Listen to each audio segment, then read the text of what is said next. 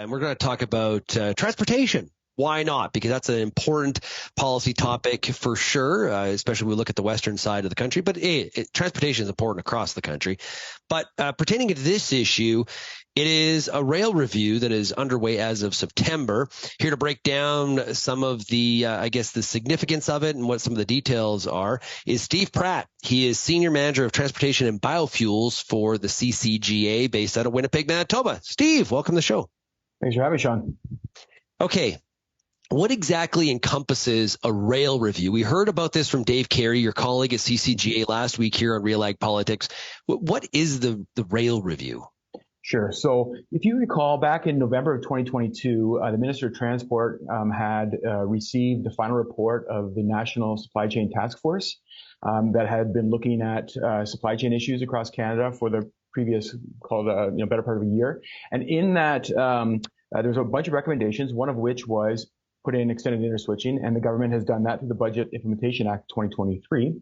But then there's a whole bunch of other recommendations in there, in that report, that Transport Canada has picked up and wants to float out there and consult with stakeholders, railways, shippers, associations of all commodities, and obviously grain as well. So they're looking specifically at 8 issues as part of this review.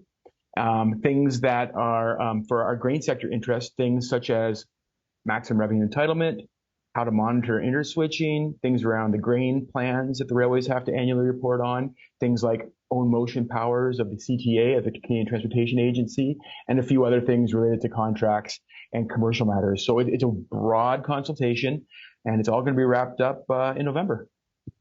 I was just thinking of the Grain Act review. Like, what is that, like 30 years? So by November. Great. Yes. So the Transport Canada has floated this kind of discussion document that stakeholders have had for a couple of weeks. They're launching in-person consultations in several cities across Canada starting in the middle of October. I believe the last one's November 1st. All input from all stakeholders, including provinces and territories and whoever else wants to comment, are due by November 15th. Steve, okay, the serious question here. I'm not trying to be like cynical and stuff like that. Are we taking this review seriously, or like that to me, like when you say that quick of a timeline being all encompassing those 8 points, are we not to, sorry the pun, but is this a situation where this review is railroaded? Yeah, no, I mean, they're kind of very specific in the questions they're asking around certain aspects of these topics. But you're right, there's some fundamental policies and regulations there to our interests as a grain sector. And, being able to put together meaningful and, cogent input into this in the matter of a couple of weeks is challenging for stakeholders. So we're not sure, and Transport Canada doesn't really have a action plan of what's coming out of this. But obviously we're taking it seriously, as would be the railways and other sectors. So we're going to do our best as individual associations and as a sector working through the crop logistics working group to try to coordinate some kind of key middle of the road perspective on this.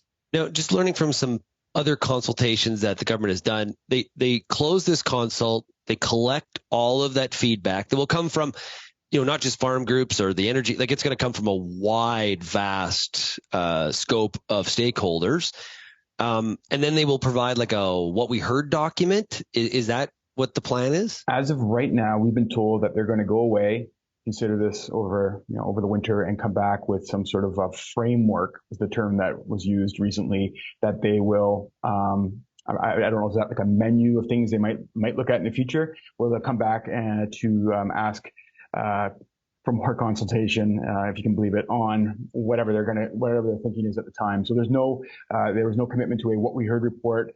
This isn't a review that's tied to any kind of statutory obligation. This isn't something like the Canada Transportation Act review, which is in law on a periodic basis. This is Transport Canada kicking their tires around and just testing, I guess, some ideas around some of these issues and some of the concepts and things within those issues. Yeah, it's like a brainstorming session. And when you ask for brainstorming, you get a wide variety of thoughts. So I would think there'd be a little bit of a sort of lack of focus maybe when we look at some of this. Now, does CCGA look at this as an opportunity, or are we fighting to keep certain things that we already have? Yeah, no, that's a really good question. I mean, in general, good public policy should be looked at. It should be, we have those conversations about it, especially with something like, for instance, maximum revenue entitlement, 23 years now in operation. I mean, we've had a couple, public discussions about it over the years.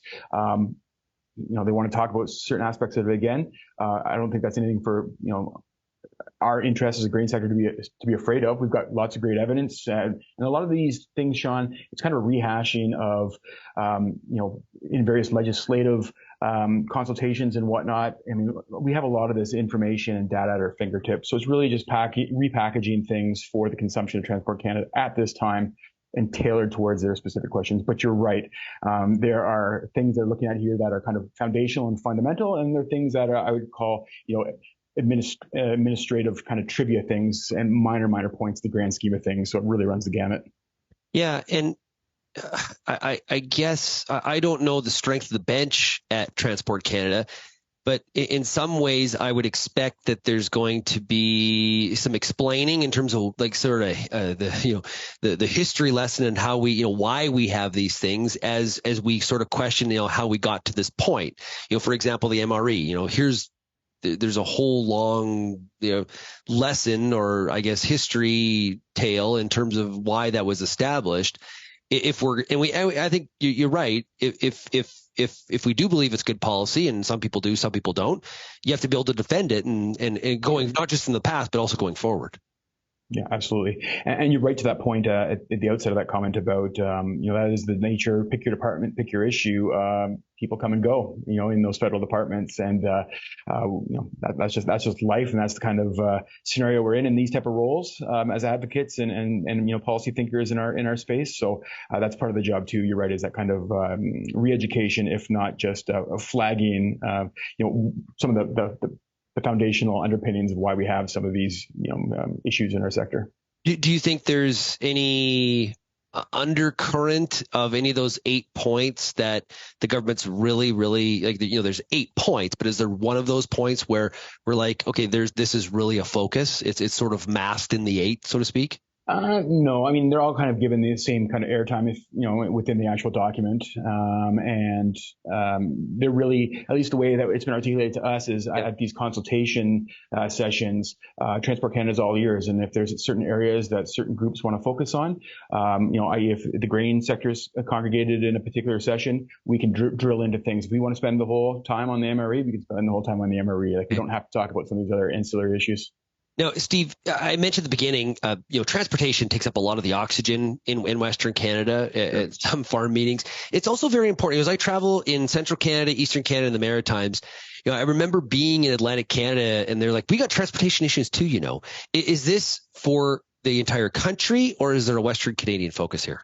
As far east as the actual consultations on this go that I'm aware of is Ottawa, but they also do have a virtual component. So there are people, you don't have to be necessarily located in Western Canada to participate in these. But is it regarding policies that also impact the eastern side of the country, or is it only? Oh, sure. Yeah. Like things around in contracts between shippers and railways of any commodity within grain or outside of grain. There's there's stuff around the actual, confidential contracts. There's things around administrative monetary penalties that the Transport Canada can use as basically a fine for non-compliance of transportation providers. There's things like final offer arbitration and other agency processes that shippers can use for rates and service. So there's some stuff there that's applicable to absolutely anyone who's using rail-based transportation in Canada. And there's a few things that are really specific to the grain sector's interests. Okay, so to wrap up, if there was one, maybe two things that CCGA would like, if we view this as an opportunity, is there one or two things that you see that you're really you see this to push forward in this consult? Yeah, the one thing I just draw attention to is, again, we've kind of referenced it a couple times here in our couple-minute discussion, but it's around the maximum revenue entitlement. And part of that has to do with, you can read between the lines of the discussion document how the effectiveness of the railway lobby around regulatory protection of certain movements of grain and certain commodities has kind of infiltrated into this document. And we saw a lot of that with the Budget Implementation Act and extended interswitching debate in the House and the Senate committee study of that. A lot of strong positioning being thrown around and discussed by both sides, both to government and public affairs, like in Ottawa, and in papers and advertising and whatnot. So I would say the MRE is the critical one for CCGA and the grain sector at large, because with the MRE, that actually affects every Western Canadian farmer who's shipping through the structure of freight rates and the relationship between the grain shippers and the railways. So that one has broad-based application to all Western Canadian farmers. Yeah, something I hear once in a while in the northern tier of the U.S. is the MRE is actually a trade deterrent, and should there be challenges to it at the WTO or the USMCA dispute resolution panels, that never really has caught fire. We've written stories about it. Some of the commentary coming out of, say, some of the wheat groups in like NOG and U.S. Grains Council and things like that, but we just never really caught fire. So it'd be interesting to see if somebody argues from a trade perspective through this consult process on the MRE.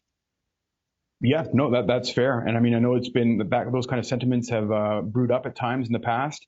But certainly, I mean, the MRE, just as in its application, if there's American grain that's routed to Western Canadian port for export, it does, for the portion it travels in Canada, it does technically fall under the MRE, again, for that kind of reciprocity. But that type of movement doesn't happen very often. Yeah, no, right. Exchange rate being a factor there. Hey, Steve, really appreciate this. We're going to do this one. We're going to stay on. And hey, what the best part is by November 15th, we're going to maybe have a little bit more to chat about. That's true. When it comes to this. So thanks a lot for joining us here today. Much appreciated. Thank you, Sean.